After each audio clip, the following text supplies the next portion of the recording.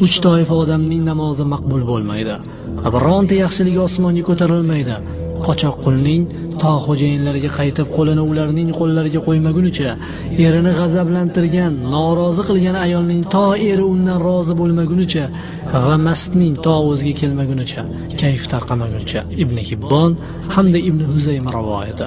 Abu Hurayra radhiyallohu anhu aytadilarki, Rasululloh sallallohu alayhi va sallam aytdilar: eri hozir bo'lgan safarida bo'lmagan ayolga erining ruxsatsiz roza tutishi va uning iznisiz birovni uyiga kirishiga izn berishi halol emas.